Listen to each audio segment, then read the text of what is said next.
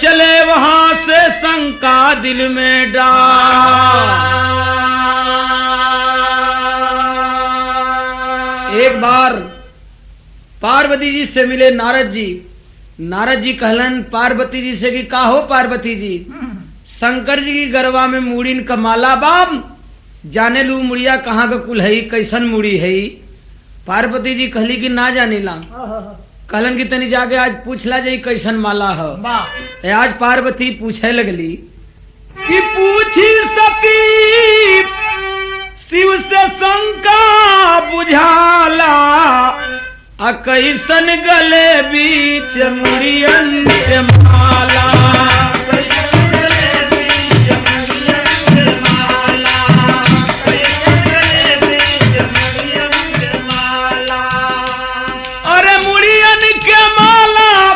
मुड़ियन के माला कैसन गले बीच मुड़ियन के माला।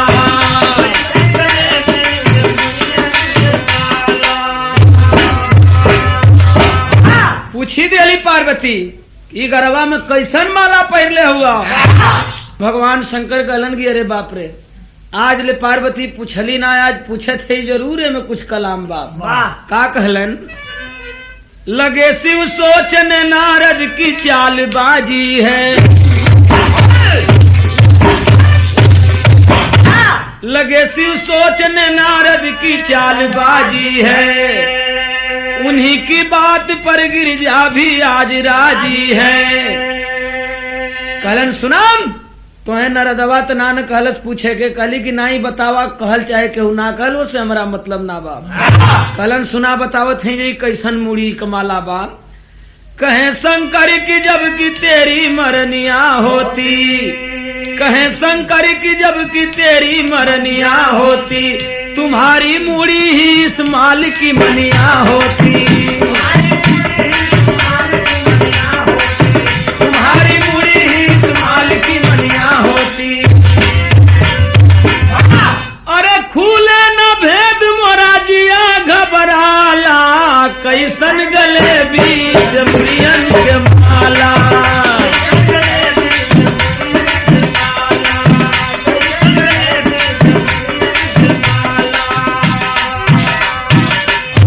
भगवान कहलन की पुछलू पार्वती तला बतावत हैं कि जब जब तू मरेलू तो अरे मुड़िया काट के अपनी गरबा में वही का हम माला बनावत जाइला। तमाम मुड़ी जौन माला में देखत है वो तो हरे बा।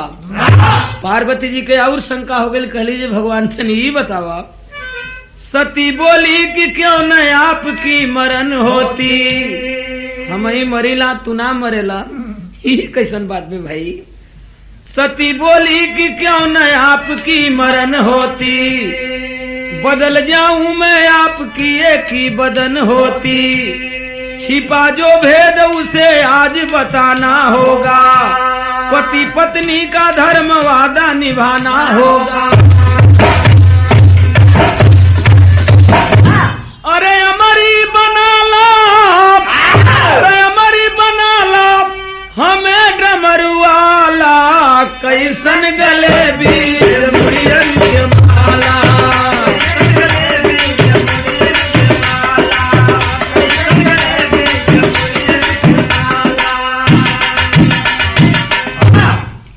कहली जे ई कैसन बात बा कि हम मरीला तू मरबे ना करेला, आखिर कोनो बात बा, हम तो आर मेहरारू हैं। भगवान कहलन कि हम बीज मंत्र जानीला यही से ना मरीला, और तू ना जाने लू यही से मर जालू। मेहरारून का जिद बड़ा उरे भोले भाई साहब, जिद्दे पकड़ लेली कि सुना प्रभु जी बीज मंत्र हमें पढ़ाना होगा, सुना के अमर कथा अमर बनाना होगा। चले शिव अमर कथा उन्हें सुनाने के लिए, छोड़े त्रिशूल जिया जंतु भगाने के लिए। अरे बैठे उमा शिव बिछाए मृग छाला, कैसन गले बीच मुड़ियन के माला।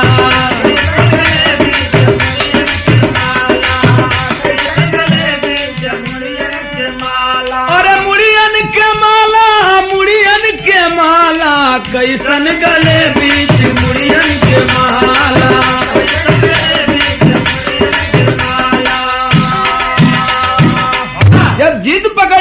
पार्वती कहलन की चलाम तुम्हें सुना दई बा कि कैसन मंत्र बाम मगर जे सुन ले वो अमर हो जाई कबो मरी नाम वाह ऐसे त्रिशूल के छोड़न की जाओ जहां मैं कथा सुनाने जा रहा हूँ वहां कौनो ये धरती के जीव जंतु ना ही रहे के चाहिए।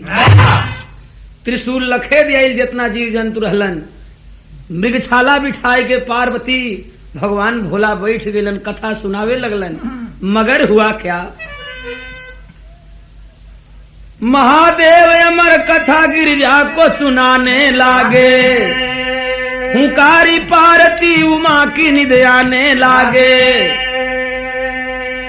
कहानी सुनला पर उहाई बड़ा लगेले। वाह जब भगवान सुनावे लगलन पार्वती जी उहाए लगली हुंकारी पारत रहली उहाए लगली आ जब सूत गईली तब भइल का सुनो एक सुगा वहां छोड़ के अंडा भागा सुनो एक सुगा वहां छोड़ के अंडा भागा सो गई गिरजा तो हुंकारी वो भरने लागा। अरे कहे कभी भोला गजब भइल बाला कैसन गले बीच मुड़ियन के माला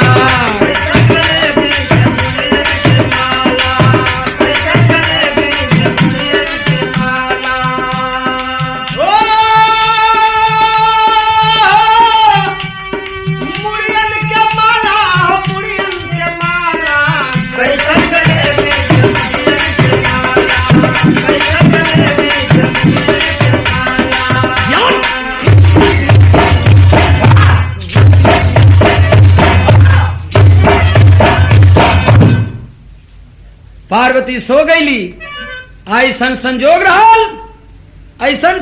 रहल कि एक थे सुगम एक थे पेड़ की खोहरा में अंडा छोड़ के भाग गई रहल त्रिशूल की डर से।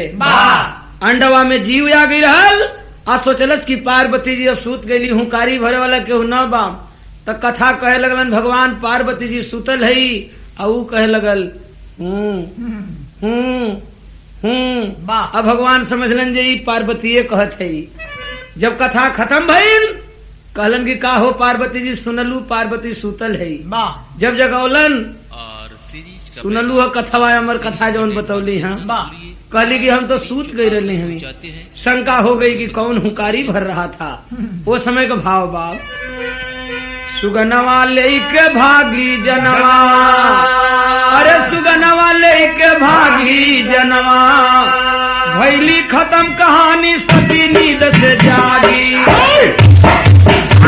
अरे भैली खत्म कहानी सती नींद से जागी सुगनवा लेके भागी भैली खत्म कहानी सती नींद से जागी सुगनवा लेके भागी भैली खत्म कहानी सती नींद से जागी सुगनवा लेके भागी भैली खत्म कहानी सती नींद से जागी सुगनवा लेके भागी।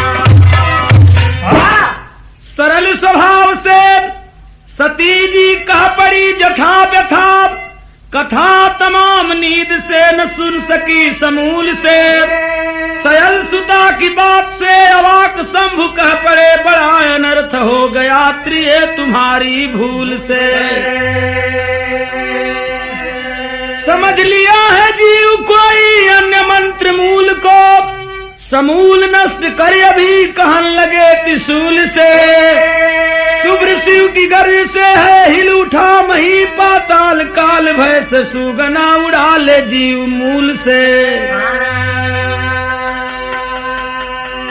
भगवान शंकर कहने लगे कि पार्वती अनर्थ कर दिया तूने आज कोई इस धरती का दूसरा जीव अमर कथा सुन गया बड़ा अनर्थ हो गया। आर्डर दे दिए त्रिशूल को कि जाओ और कहीं वो जीव मिले जो अमर कथा सुना है उसको मार करके जल्दी मेरे पास आ जाओ। त्रिशूल चलल बा वही पेड़ की खोहरा में वो अंडवा में बच्चा आ गिरल सोचलस की तब मार डाली भाग चलल बा त्रिशूल खेदले बा आ कहत बा तर्ज बा मुगल आजम फिल्म का बड़ी पुरान फिल्म बा लेकिन चलल रहे तो चलल रहे मर्द मेहरारू संग ही जान से फिल्म के देखे के पंडित जी आज एवं प्रेमिका रहली सब प्रेमी लेके जहाँ सजोनी घरी उगावे लगे हाल में कि जब प्यार किया तो डरना क्या जब प्यार किया तो डरना क्या जब प्यार किया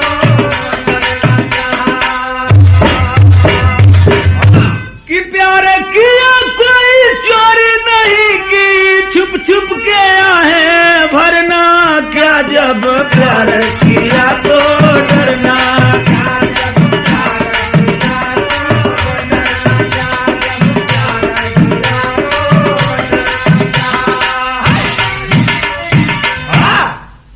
हम बेचन गई रहनी जब फिल्म देखे, हम तो निकल के साधु आदमी चल रही वाह, मगर बेचन ये फिल्म देख के ही हाल में से जब निकलन तो एगो नई मेहरारू की रिक्शा पर बैठ गईलन। हम मस्ती में गावत गावत कहलन करी छतिया पर हाथ फेर के कि जब प्यार किया तो डरना क्या, जब प्यार किया तो डरना क्या।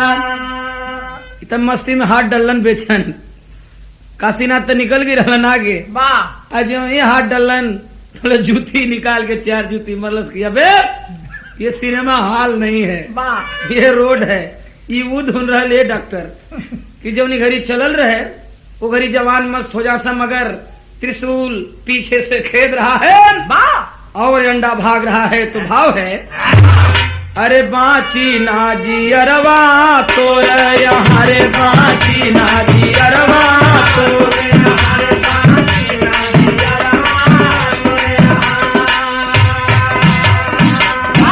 करा त्रिशूल कि छिप ना सकोगे कोई चमन में, चाहे हो धरती चाहे गगन में, कि तुम्हें शरण देने वाले को अरे दूंगा सिंधु में बोरी, यहाँ रे बाची ना जी अरवा तो यहाँ।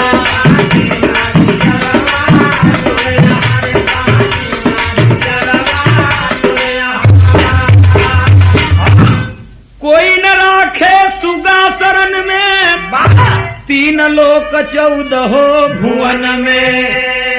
कि भरत खंड में सुगना आया, होने लगा जब भोर, यहाँ रे बाची ना जी अरवा तो यहाँ। 3 लोक 14 भवन में घूम आया, कोई शरण देने वाला नहीं मिला।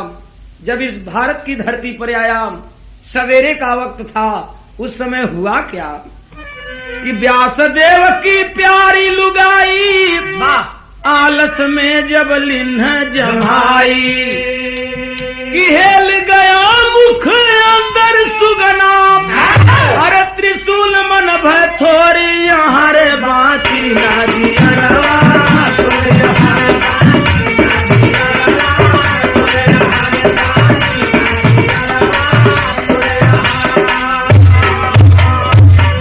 सवेरे के वक्त में जब हिंदुस्तान की धरती पर पहुंचा, व्यासदेव का मेहरारू सवेरे उठ के, सवेरे उठेला आदमी जम्हाई लेला, जो ही मुंह बोले बा सोचलस कि अब कहाँ जाई, त्रिशूलवा मारी डाली। बस वही व्यासदेव की मेहरारू की मुंह में घुस के पेट में चल गई।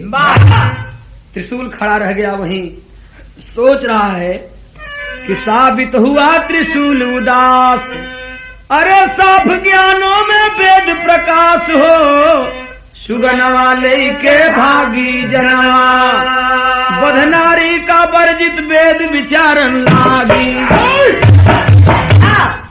सोचता है त्रिशूल, वेद में पुराण में लिखल गई बा कि मेहरारून के मारल धर्म का काम नहीं बा, तो इस औरत को कैसे मारूं, दुश्मन तो पेट में हिल गई। तो लोप हुआ अरि नारी तन, इस है तू बचा मनवा मचला, लिन्न त्रिशूल न मूल मिटाय, अब लौट चले लख के अबला।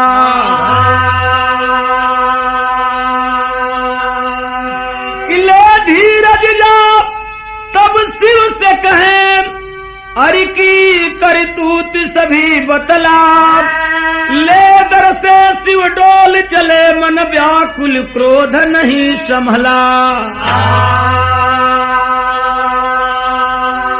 भगवान शंकर से जाके बतौलन की बाबा वो दुश्मन के हम मार ना पौली, एक मेहरारू की पेट में ढुक गई बात, कैसे मेहरारू के मारी।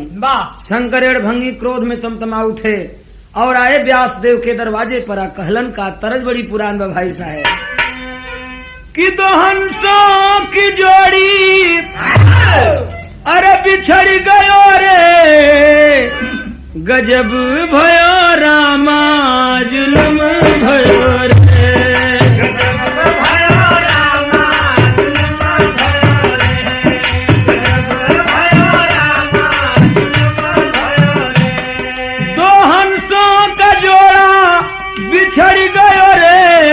गजब भयो रामा जुल्म भयो रे, गजब भयो रामा जुल्म भयो रे, गजब भयो रामा जुल्म भयो रे। शंकर कहते हैं कि व्यास शंकर की बतिया अरे अटक गई रे, करके चोरिन सुगनवा गटक गई रे।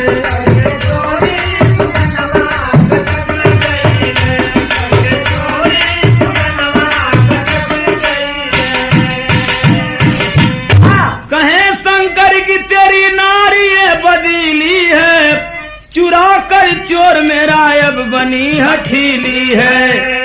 अभी कह दो कि मेरे चोर को बाहर ला दे, वरना श्राप दे डालेंगे मेरे ये वादे। कि जीभ मुनिवर की सुन के चटक गई रे, करके चोरिन सुगनवा गटक गई रे।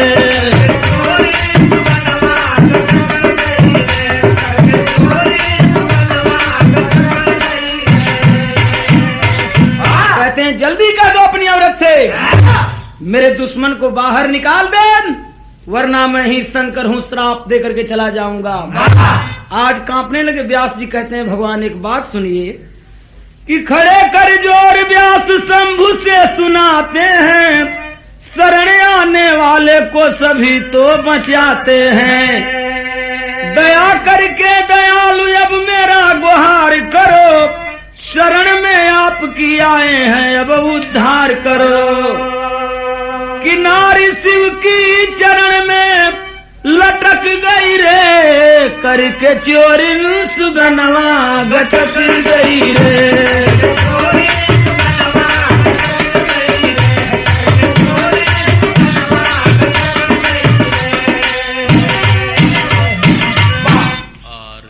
कहते हैं भगवान माफ कीजिए, शरण में आने वाले को सभी बचाते हैं। अड़भंगी भोलेनाथ ऐसा जे नाराजो हो जालन, पट दे खुशो हो जालन।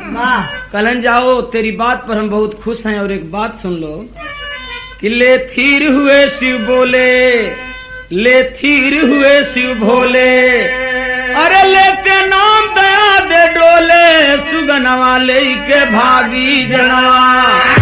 अरे हमारी सुख देव जन्मे गे बन बैरागी, कि हमारी सुख देव जन्मे गे बन बैरागी, सुगनवा ले के भागी। हमारी सुख देव जन्मे गे बन बैरागी, सुगनवा ले के भागी। हमारी सुख देव जन्मे गे बन बैरागी, सुगनवा ले के भागी। हमारी सुख देव जन्मे गे बन बैरागी, सुगनवा ले के भागी। कलन की जाओ जेवन सुगा तोहरे औरत की पेट में गईल बाम, उहे सुगा सुखदेव ऋषि बन करके तो पैदा हुई हैं। सुवन होगा उत्पन्न शिवदानी बताए चले टहरी, रीढ़ बना सुगना तन में अब सहन करे सुत नींद भरी। कि जठराग्नि लगी माता तन में, अब 12 बरस गया गुजरी, रचे मुनि व्यास तो जन्म लिए, फिर भाग चला वन में रगरी।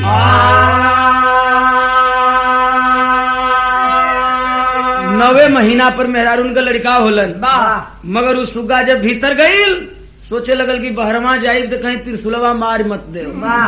1 बरस 2 बरस 3 बरस धीरे धीरे 12 बरस उसी गर्भ में बीत गया। वो महतारी के बड़ा दर्द होए लगल, तो व्यास मुनि चिरौरी कैलन जे बचवा, अरे बहराया वो तोहरे माई के बड़ी तकलीफ बा। और ज्यों ही बाहर निकला 12 वर्ष के बाद वो लड़का अपने बाप और माँ से बगैर मुलाकात किए हुए जंगल के तरफ भाग चला। तब कहे लगलन व्यास की बचवा एक बात सुन ला तब जा। कौन बात कहलन तरजिया वो बात कि बुढ़ावा बेईमान मांगे करई कचोखा, बुढ़ावा बेईमान मांगे करई कचोखा, बुढ़ावा बेईमान मांगे करई कचोखा। कहलन का कि आवा बचवा हमार घर में रोवे तोहरी माई। आवा बचवा हमार घर में रोवे तोहरी माई।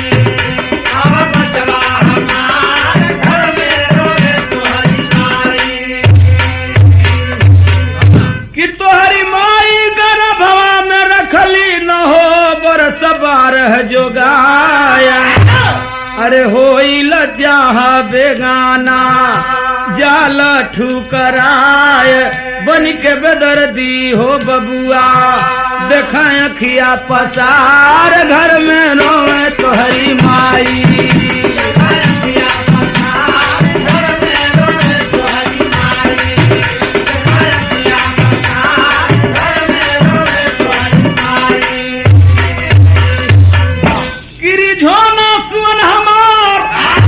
अरे राजी हो जा राजकुमार सुगनवा लेके भागी जनवा रक्षक तू ही हमारा कहवा जाला त्यागी। तू ही हमरे नाव के पतवार बुढ़ौती के आंख आजाद हुआ छोड़ के बेटा ऐसा मत करा। सुखदेव मुनि खड़े हो गए कलन बाबूजी एक बात का जवाब दे दा ओकरे बाद हम तोहरे संगे लवट चलब। का पूछलन कि एक थे रानी रहल बादशाह के बादशाह कहीं गया हुआ था और ओकर प्रेमी तोले आ गई। वही समय का बात कहत हुए कि घर में बुलाई अरे जनाना हो राजा आयावा महल में दीवाना हो राजा।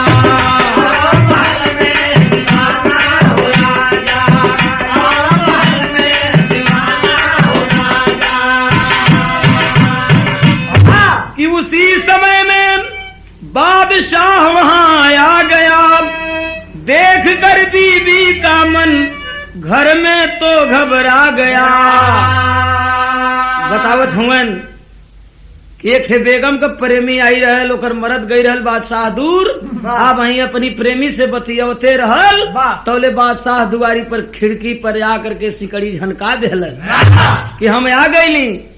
प्रेमिया कहलस कि अब हम कहाँ जाई वो तो वह आ गई सुखदेव मुनि व्यास से कहत हुआ तो मेहरुआ कहलस जे चला तुम्हें छिपा दे थी तो कहवा छिपौलस कि ले जाके छिपाई अरे पैखाना हो राजा आवा महल में दीवाना हो राजा।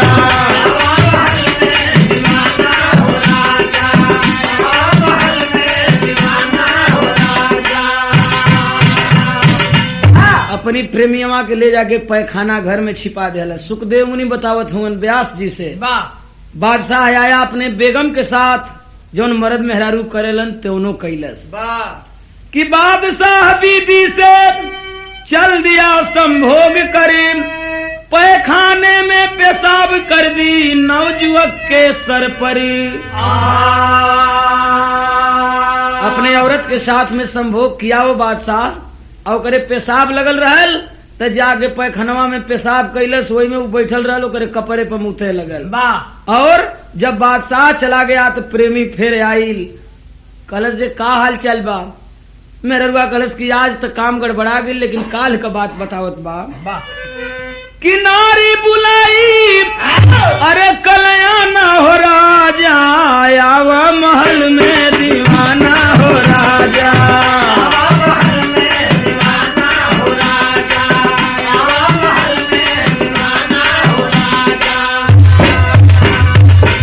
कलश की काल यही लेकिन सुखदेव मुनि पूछे लगलन जे ऊ तो कहलस की काल यही मगर बाबू हम तो से पूछत हैं कहे सुखदेव पिता देव बतलाइए सही उस नवजुवक को बीबी के पास आना चाहिए कि नहीं।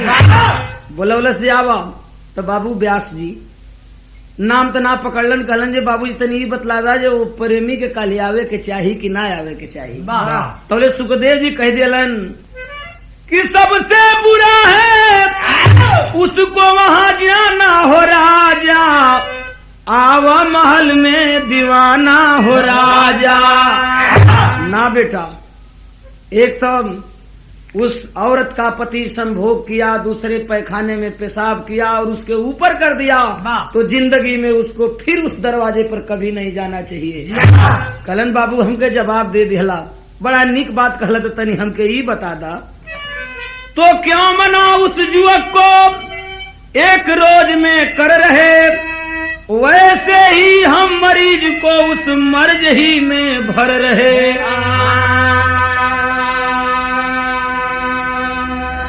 अरे 12 वर्ष का कैसे भुलाई, अरे जमाना हो राजा, आयावा महल में दीवाना हो राजा।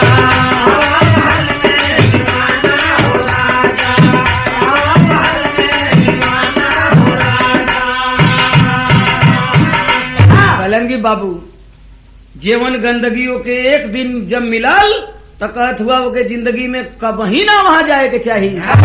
अब वही गलीज में हम 12 बरिस रहल हैं, जे एक दिन गई लोग के नहीं करत हुआ, हम 12 बरिस वही गलीज में रहल हैं। हमें बुलावत को बाबू माफ कराम, हमें इस दुनिया से कोई मतलब नहीं है। और वही लड़का जंगल में चला गया और सुखदेव मुनि के नाम से प्रसिद्ध हुआ इस धरती पर। तो लज्जित भय मुनि वेद बास, कहा गए गुरु जद्दू ग्वाल, मुर्शिद देव राम कहें, धनी बाला काशी का ख्याल, सुगनवा ले के भागी जवा। अरे कला में भर के भोला काव्य के रस में पागी